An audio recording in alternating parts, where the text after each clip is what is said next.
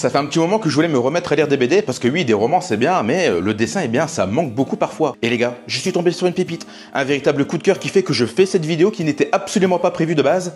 Je vais vous présenter cette BD, La formidable aventure des frères Flanchin.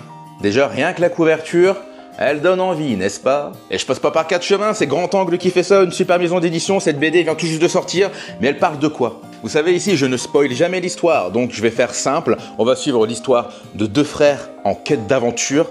On va suivre l'histoire d'un Indien et d'un ours en quête de liberté. Et aussi la montagne. Pour moi, c'est un personnage à part entière. Déjà, rien que la couverture, elle est omniprésente.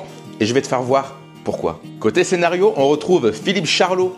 Et franchement, le scénario de la BD, pépite. C'est beau, c'est poétique, il y a de l'aventure, c'est dynamique. C'est incroyable. Mais cette fois-ci, on va s'attarder un petit peu plus sur le côté dessin et c'est Marco qui dessine, a.k.a. Marc Armspach. Désolé si j'écorche ton nom.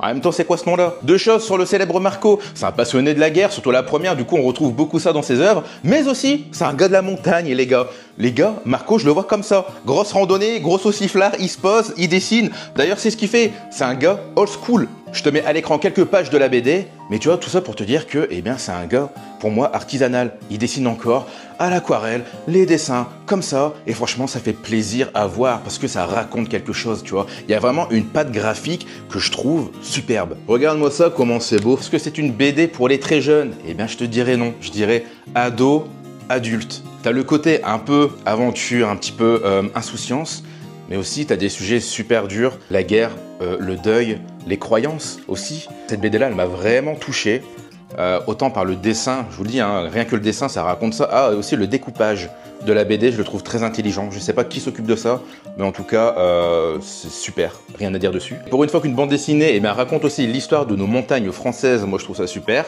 Ça raconte aussi l'histoire des montreurs d'ours. C'est, eh bien, dans l'ancien temps, les gens, ils capturaient des ours et ils les montraient aux gens. Parce que voilà, c'était des bêtes de foire.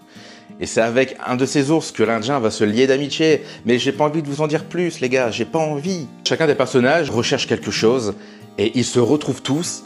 Et à la fin, eh bien, possiblement, ils trouvent des réponses à leurs questions. C'est super bien amené.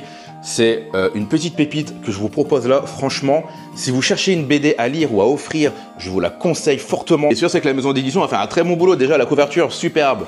La qualité du papier, incroyable. Et aussi, eh bien, à la fin, on peut voir toute une annexe aussi avec, eh bien, toutes les informations, des photos sur comment ils ont créé cette BD, comment le projet a vu le jour. Et ça, croyez-moi, à la fin d'une BD, c'est très appréciable. Dois-je t'en dire encore plus pour te convaincre? Je ne pense pas. T'as retrouvé aux éditions Grand Angle. Honnêtement, si tu passes devant, attarde-toi là-dessus, ouvre-la. Et je pense que ta carte bleue va chauffer, mon pote. Ciao!